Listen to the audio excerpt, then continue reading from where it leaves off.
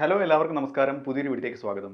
നമുക്കിന്ന് ഈ വീഡിയോയിലൂടെ supply shocks in real business cycle എന്താണെന്ന് മനസ്സിലാക്കാം. അതായത് ഒരു എക്കണോമിയുടെ പ്രൊഡക്റ്റീവ് കപ്പാസിറ്റി കൂടുന്നതിനെയാണ് സപ്ലൈ ഷോക്ക് എന്ന് പറയുന്നത്. ഉദാഹരണത്തിന് പ്രൊഡക്ടിവിറ്റി കൂടുന്നു അല്ലെങ്കിൽ പുതിയ ടെക്നോളജി ഇംപ്ലിമെന്റ് ചെയ്യുന്നതോ ഈ കാരണത്താലൊക്കെ സപ്ലൈ കൂടുന്ന ഒരു പ്രക്രിയയാണ് സപ്ലൈ ഷോക്സ് എന്ന് പറയുന്നത്. ഓക്കെ, അപ്പം ഇത് റിയൽ ബിസിനസ് സൈക്കിളിൽ എങ്ങനെയാണ് ഉണ്ടാകുന്നത്, എങ്ങനെയാണ് അത് ഇമ്പാക്ട് ചെയ്യുന്നതെന്നാണ് ഈ വീഡിയോയിലൂടെ പറയാൻ പോകുന്നത്. ഓക്കെ, നമുക്ക് വിശദമായിട്ട് മനസ്സിലാക്കാം. വീഡിയോയിലേക്ക് കിടക്കാം. Supply shock in real business cycle. In the real business cycle, അതായത് RBC, ഇനി അങ്ങോട്ട് ഇതിനെ RBC മോഡൽ എന്നായിരിക്കും പറയുന്നത്. ഓക്കെ, ഈ മോഡലിൽ A supply shock is basically A sudden change in the economics productive capacity. നേരത്തെ പറഞ്ഞ പോലെ എക്കണോമിയുടെ ഒരു പ്രൊഡക്റ്റീവ് കപ്പാസിറ്റിയിൽ സഡൻ ചേഞ്ച് ഉണ്ടാവുന്നതിനാണ് ഈ സപ്ലൈ ഷോക്ക് എന്ന് പറയുന്നത്. എന്താണ് ഈ പ്രൊഡക്റ്റീവ് കപ്പാസിറ്റി എന്ന് പറയുന്നത്? The amount of output the economy can produce with given input of labour and capital. ഒരു നിശ്ചിത അളവ് ലേബറും ക്യാപിറ്റലും വെച്ചിട്ട് ഒരു എക്കണോമിക്ക് പ്രൊഡ്യൂസ് ചെയ്യാൻ കഴിയുന്ന ഔട്ട്പുട്ടിന്റെ അളവിനെയാണ് എന്ന് പറയുന്നത് പ്രൊഡക്റ്റീവ് കപ്പാസിറ്റി എന്ന് പറയുന്നത്. അപ്പോൾ ഇതാണ് ഇതിൽ പറയുന്നത്.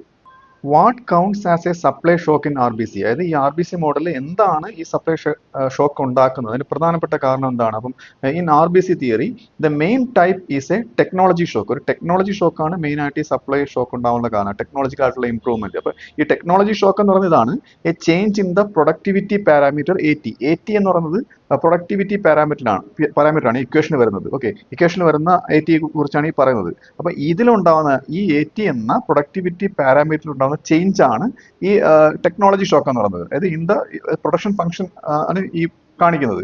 ഏതൊക്കെയാണ്?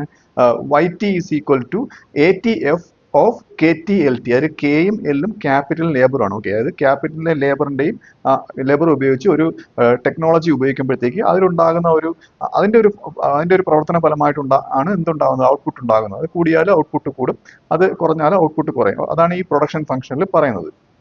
ഒരു എക്കണോമിയിൽ എന്ന് പറയുന്നത് പോസിറ്റീവ് സപ്ലൈ ഷോക്കും ഉണ്ട്, നെഗറ്റീവ് സപ്ലൈ ഷോക്കും ഉണ്ട്. അതെന്താണെന്ന് നോക്കാം. പോസിറ്റീവ് സപ്ലൈ ഷോക്ക് എന്ന് പറയുന്നത് പ്രൊഡക്ടിവിറ്റി കൂടുന്നതിന് കാരണമായിട്ടുള്ള എല്ലാ ഷോക്കുകളും എന്താണ്? പോസിറ്റീവ് സപ്ലൈ ഷോക്കാണ്. ഏതാണ്? ഇപ്പം ബ്രേക്ക് ത്രൂ ടെക്നോളജി, അതായത് ഒരു ടെക്നോളജിയിൽ ഒരു പുതിയൊരു ഇന്നോവേഷൻ ഉണ്ടായി, അതെന്നുണ്ടെങ്കിൽ ബെറ്റർ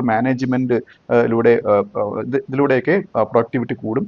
ഇംപ്രൂവ്ഡ് എഫിഷ്യൻസിയിലൂടെ, അതായത് വേസ്റ്റേജ് ഒക്കെ കുറച്ച് നല്ല രീതിയിൽ റോ മെറ്റീരിയൽസ് ഉപയോഗിക്കുന്നതിലൂടെയും എന്ത് കൂടും? പ്രൊഡക്ടിവിറ്റി കൂടും. അപ്പോൾ ഇതൊക്കെ പോസിറ്റീവ് സപ്ലൈ ഷോക്കാണ്. നെഗറ്റീവ് സപ്ലൈ ഷോക്ക് ഉണ്ട്. എന്താണ്? പ്രൊഡക്ടിവിറ്റി കുറയുന്ന അതിന് കാരണമാകുന്നതെല്ലാം നെഗറ്റീവ് സപ്ലൈ ഷോക്കാണ്. അതിന്റെ ഉദാഹരണങ്ങൾ ഒരു നാച്ചുറൽ ഡിസാസ്റ്റർ വന്നു കഴിഞ്ഞാൽ, അതായത് പ്രകൃതി ദുരന്തം വന്നു കഴിഞ്ഞാൽ, അല്ലെങ്കിൽ ഒരു വാർ ഔട്ട് ബ്രേക്ക് ആയാലോ, അല്ലെന്നുണ്ടെങ്കിൽ ന്യൂ റെഗുലേഷൻ റെഡ്യൂസിങ് എഫിഷ്യൻസി, അത് ഗവൺമെന്റ് ഒരു പുതിയൊരു റെഗുലേഷൻ കൊണ്ടുവന്നു, അതായത് ഒരു ഫേമിന്റെ എഫിഷ്യൻസി കുറയ്ക്കുന്ന രീതിയിലുള്ള ടാക്സോ അല്ലെങ്കിൽ സബ്സിഡി കുറയ്ക്കുന്നതോ അങ്ങനെയൊക്കെയുള്ള ഇത് വരുമ്പോഴത്തേക്ക് സപ്ലൈ കുറയുകയാണ് ചെയ്യുന്നത്. അത് നെഗറ്റീവ് സപ്ലൈ ഷോക്കാണ്. അത് മാത്രമല്ല സഡൻ റിസോഴ്സ് ഷോർട്ടേജ് ഒക്കെ വരുമ്പോഴത്തേക്ക്, റോ മെറ്റീരിയൽസിന്റെ അഭാവം വരുമ്പോഴേക്ക് എന്താണ്? പ്രൊഡക്ടിവിറ്റി കുറയും. ഇതൊക്കെ നെഗറ്റീവ് സപ്ലൈ ഷോക്കാണ്. ഇനി നമുക്ക് എന്തുകൊണ്ടാണ് ഈ RBC മോഡൽ സപ്ലൈ ഷോക്കിൽ ഫോക്കസ് ചെയ്ത് നോക്കാം. RBC models assume markets clear continuously, അതായത് മാർക്കറ്റ് കണ്ടിന്യൂസ് ആയിട്ട് ക്ലിയർ ആയിക്കൊണ്ടിരിക്കും. അപ്പോൾ ഇതൊരു ഇങ്ങനെ അസ്യൂം ചെയ്യുകയാണ്. അതായത് മാർക്കറ്റ് ക്ലിയർ ആകുമെന്ന് വെച്ച് കഴിഞ്ഞാൽ അവിടെ എക്സസ് സപ്ലൈയോ എക്സസ് ഡിമാൻഡോ ഉണ്ടാവുന്നില്ല, ആർക്കും സാധനം തികയാതെയും വരുന്നില്ല, സാധനങ്ങൾ വിൽക്കാതെ അവശേഷിക്കുന്നുമില്ല. ഓക്കെ, അതാണ് ഉള്ള എല്ലാ സാധനങ്ങളും വിൽക്കാൻ വെച്ച എല്ലാ സാധനങ്ങളും ആൾക്കാർ കറക്റ്റായിട്ട് തികയുന്നുള്ളതാണ്. അവിടെ എന്താണ്?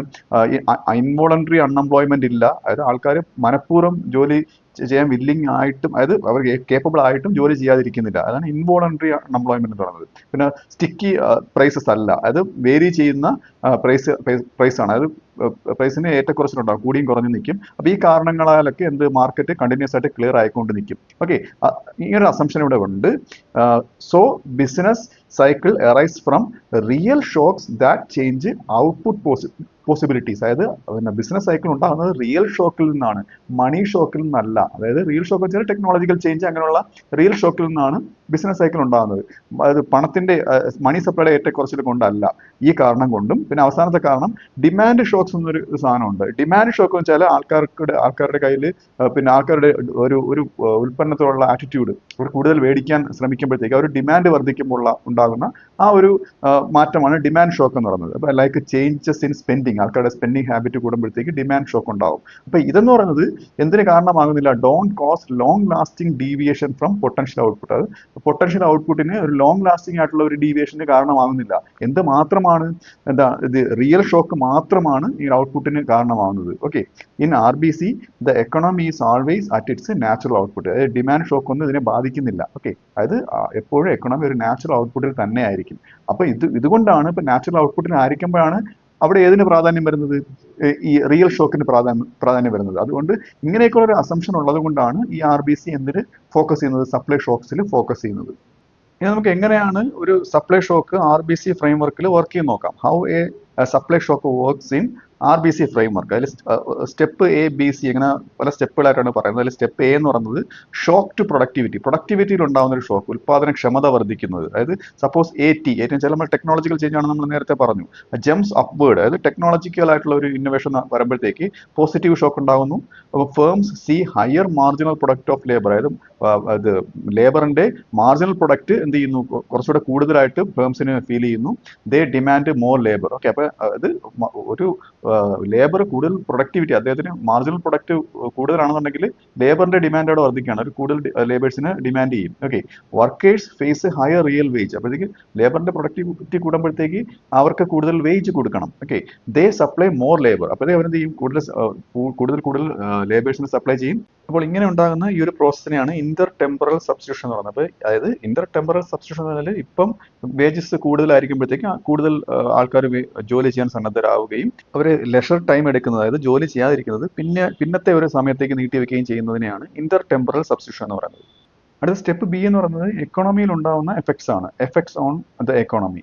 അത് ഔട്ട്പുട്ട്, അതായത് Y എന്ന അക്ഷരങ്ങളാണ് ഔട്ട്പുട്ട് സൂചിപ്പിക്കുന്നത്. Rises immediately due to higher productivity and more labour supplied. അതായത് ലേബേഴ്സ് കൂടുതൽ സപ്ലൈ ചെയ്യുകയും അവർ പ്രൊഡക്ടിവിറ്റി കൂടുതലായതുകൊണ്ട് എന്താണ് അവർ ഔട്ട്പുട്ട് കൂടുകയാണ്, എക്കണോമിയിൽ ഔട്ട്പുട്ട് കൂടുകയാണ്. കൂടുതൽ എഫിഷ്യൻ്റ് ആയിട്ടുള്ള കൂടുതൽ പ്രൊഡക്റ്റീവ് ആയിട്ടുള്ള ലേബേഴ്സിനെ പണിക്കെടുക്കുമ്പോഴത്തേക്ക് കൂടുതൽ ഔട്ട്പുട്ട് ക്രിയേറ്റ് ചെയ്യപ്പെടുന്നു. പിന്നെ അടുത്തതെന്ന് പറയുന്നത് real wage rises because workers are more productive.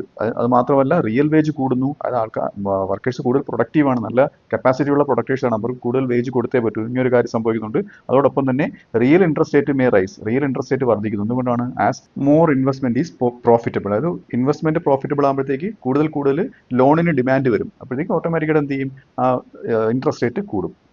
അടുത്ത സ്റ്റെപ്പ് C എന്ന് പറയുന്നത് ഇന്റർ ടെമ്പറൽ റെസ്പോൺസ് ആണ്. നേരത്തെ ഇന്റർ ടെമ്പറൽ സബ്സ്റ്റിറ്റ്യൂഷൻ എന്താണെന്ന് ഞാൻ പറഞ്ഞു കഴിഞ്ഞു. ഓക്കെ, അത് households work more today, അതായത് to take advantage of higher wage. ഇപ്പോൾ വേജ് കൂടുതലാണെന്നുണ്ടെങ്കിൽ അവർ കൂടുതൽ ഇപ്പോൾ വർക്ക് ചെയ്യും, എന്നിട്ട് and may save more to smooth consumption over time. എന്നിട്ട് അവർ കൂടുതൽ സേവ് ചെയ്യാൻ ശ്രമിക്കും, പിന്നെ അങ്ങോട്ടുള്ള കൺസംഷൻ അവർക്ക് മീറ്റ് ചെയ്യുന്നതിന്. When productivity returns to normal, അതായത് പ്രൊഡക്ടിവിറ്റി നോർമലിലേക്ക് എത്തുമ്പോഴത്തേക്ക് അവർ നേരത്തെ സേവ് ചെയ്ത പണം എടുത്ത് ചിലവാക്കും. They might work less and consume from the extra saving. അവർ ഇപ്പം കുറച്ച് വർക്ക് ചെയ്തിട്ട് നേരത്തെ വർക്ക് ചെയ്യുമ്പോൾ കിട്ടിയ സേവിങ് വെച്ചിട്ട് അവർ പണം ചിലവാക്കും. ഇനി നമുക്ക് നെഗറ്റീവ് സപ്ലൈ ഷോക്ക് ഒന്ന് പരിശോധിക്കാം. ഇഫ് AT ഡ്രോപ്സ്, അതായത് ടെക്നോളജി ഡ്രോപ്പ് ആവുകയാണെങ്കിലാണല്ലോ ഈ എന്ത് സംഭവിക്കുന്നത്, ഇത് നെഗറ്റീവ് സപ്ലൈ ഷോക്ക് ഉണ്ടാകുന്നത്. ഇങ്ങനെ വരുമ്പോഴത്തേക്ക് ഫേംസ് കട്ട് ലേബർ ഡിമാൻഡ് കുറയ്ക്കും. കാര്യം പിന്നെ അവർക്ക് കൂടുതൽ ടെക്നോളജി ഡ്രോപ്പ് ആയി കഴിഞ്ഞു, പിന്നെ അവിടെ ആ ടെക്നോളജി ഉപയോഗിച്ചിട്ട് ഓപ്പറേറ്റ് ചെയ്യേണ്ട ആൾക്കാരെ അവിടെ ആവശ്യമില്ല. അപ്പോഴത്തേക്ക് വേജ് കുറയുന്നു, അതായത് ആൾക്കാരുടെ ലേബേഴ്സിനുള്ള ഡിമാൻഡ് കുറയുന്നു, വേജ് കുറയുന്നു. ഹൗസ് ഹോൾഡ്സ് വർക്ക് ലെസ്, ഹൗസ് ഹോൾഡ്സിൽ നിന്ന് കുറച്ച് വർക്ക് ചെയ്യാൻ തുടങ്ങുന്നു, അവർ കൂടുതൽ ലെഷർ ടൈം എടുക്കുന്നു. Substitute leisure for work when wages are low. Okay, അടുത്തത് ഔട്ട്പുട്ട് ഫാൾസ് ഇമ്മീഡിയറ്റ്ലി. ഇങ്ങനെ വരുമ്പോഴത്തേക്കും ഔട്ട്പുട്ട് കുറയുന്നു. പിന്നെ അത് മാത്രമല്ല consumption and investment also drop. Consumption കുറയുന്നു, ഇൻവെസ്റ്റ്മെന്റ് കുറയുന്നു. Because there is less income and lower return on capital. അത് ഇൻകം അവിടെ കുറവാണ്, ഇൻകം ഉണ്ടെങ്കിലല്ലേ അവിടെ ഇൻവെസ്റ്റ്മെന്റ് നടക്കത്തുള്ളൂ. പിന്നെ ക്യാപിറ്റൽ ഇൻവെസ്റ്റ് ചെയ്ത് കഴിഞ്ഞാൽ അതിനുള്ള റിട്ടേൺ കുറവാണ്. അങ്ങനെയൊക്കെ വരുമ്പോഴത്തേക്കാണ് ഇൻവെസ്റ്റ്മെന്റും കൺസംഷനൊക്കെ കുറയുന്നത്. ഇനി നമുക്ക് നമ്മുടെ RBC തിയറിയും മറ്റ് തിയറി ആയിട്ട് ഒന്ന് കമ്പയർ ചെയ്യാം. RBC interpretation versus other theories. അതിൽ നമ്മൾ RBC തിയറി പറയുന്നത് ഇത്ര നേരം പഠിച്ചത് എന്താണ്? Supply shocks are the main causes of cycles ഉണ്ടാകുന്നതിന് പ്രധാനപ്പെട്ട കാരണം എന്താണ്? സപ്ലൈ ഷോക്സ് ആണ്. Output fluctuations reflect optimal responses to real changes in productivity. അതായത് പ്രൊഡക്ടിവിറ്റിയിൽ ഉണ്ടാകുന്ന റിയൽ ചേഞ്ചസ് കൊണ്ടാണ് എന്ത് ഔട്ട്പുട്ടിൽ ഫ്ലക്ച്വേഷൻസ് ഉണ്ടാകുന്നത്. ഓക്കെ, അത് ഇത്ര തന്നെ പഠിച്ച കാര്യമാണ്. എന്നാൽ കെനീഷ്യൻസ് പറയുന്നത് എന്താണ്? കെനീഷ്യൻ തിയറി പറയുന്നത് supply shocks can matter. Supply ഷോക്സിന് ഒരു പ്രാധാന്യമുണ്ട്, എന്നാൽ ബട്ട് ഡിമാൻഡ് ഷോക്സ്, ഈ പറയുന്ന ഷോക്സിനും ഒരു പ്രാധാന്യം കൊടുക്കുന്നുണ്ട്. Demand shocks, sticky wages, and sticky prices are key to explaining recessions. അപ്പോൾ ഇതൊക്കെ RBC തിയറി അസ്യൂം ചെയ്യുന്നത് ഫ്ലെക്സിബിൾ ആയിട്ടുള്ള വേജസ് ആണല്ലോ. എന്നാൽ അത് മാർക്കറ്റ് ക്ലിയർ ആവുന്ന നമ്മൾ നേരത്തെ പഠിച്ചു. എന്നാൽ കെയ്നീഷ്യൻസ് പറയുന്നത് ഡിമാൻഡ് ഷോക്സ് ഇതിനെ ഇവർ കാര്യമായിട്ട് എടുക്കുന്നുണ്ട്. സ്റ്റിക്കി വേജസ് ആണ്, അതായത് പ്രൈസും വേജസ് മാറുന്നില്ല, സ്റ്റിക്കി ആയിട്ടുള്ള ഒരേ കണക്കുള്ള വേജാണ്. പിന്നെ sticky price are key to explaining recessions. അപ്പോൾ ഇതെല്ലാം റിസഷൻ എക്സ്പ്ലെയിൻ ചെയ്യുന്നതിൽ കീ ആയിട്ടാണ് കെയ്നീഷ്യൻസ് കാണുന്നത്. ന്യൂ കെയ്നീഷ്യൻസ് ആണെന്നുണ്ടെങ്കിലോ ബോത്ത് ഷോക്സ് മാറ്റർ, അതായത് ഡിമാൻഡ് ഷോക്സും സപ്ലൈ ഷോക്സും ഒരു എന്ത് ചെയ്യുന്നുണ്ട്, എടുക്കുന്നുണ്ട്. But supply shocks have larger short time effects. Okay, അത് സപ്ലൈ ഷോക്സിനാണ് ലാർജർ ആയിട്ടുള്ള ഒരു ഷോർട്ട് ടൈം എഫക്റ്റ് ഉണ്ടാവുന്നത് if monetary policy is constrained. Okay, monetary policy constrained ആണെങ്കിലാണ് ഇങ്ങനെ സംഭവിക്കുന്നത്. അത് മോണിറ്ററി പോളിസി കൂടുതൽ പ്രാധാന്യം ഇതിൽ വരാത്ത പക്ഷമാണ് ഇങ്ങനെ ഒരു ഇൻസിഡന്റ് ഉണ്ടാവുന്നത്. ഇനി നമുക്ക് സപ്ലൈ ഷോക്ക് ഉണ്ടാകുന്ന ആ ഡയഗ്രാം പരിശോധിക്കാം. അതിൽ Y ആക്സിൽ പ്രൈസ് ലെവലാണ്, X ആക്സിൽ റിയൽ GDP ആണ് കൊടുത്തിരിക്കുന്നത്. AD എന്ന് പറയുന്നത് അഗ്രിഗേറ്റ് ഡിമാൻഡ് കർവ്, SRAS എന്ന് പറയുന്നത് short run aggregate supply curve. അത് ഇനിഷ്യൽ ഇക്വിലിബ്രിയം വരുന്നത് SRAS 1ഉം AD ഇന്റർസെക്ട് ചെയ്യുന്ന പോയിന്റ് ആണ്. അവിടെ ഔട്ട്പുട്ട് Y1 ആണ്, പ്രൈസ് ലെവൽ എന്ന് പറയുന്നത് PL1 ആണ്. ഓക്കെ, ഇങ്ങനെ വന്നപ്പോഴാണ് സപ്ലൈ ഷോക്ക് ഉണ്ടായി.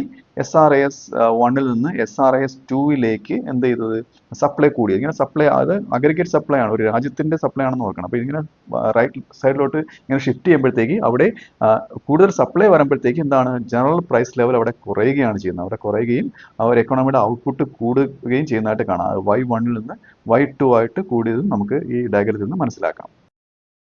അപ്പോൾ ഈ വീഡിയോ നിങ്ങൾക്ക് മനസ്സിലായെന്ന് വിശ്വസിക്കുന്നു. അടുത്ത വീഡിയോയുടെ മറ്റൊരു വിഷയമായി വീണ്ടും കാണാം.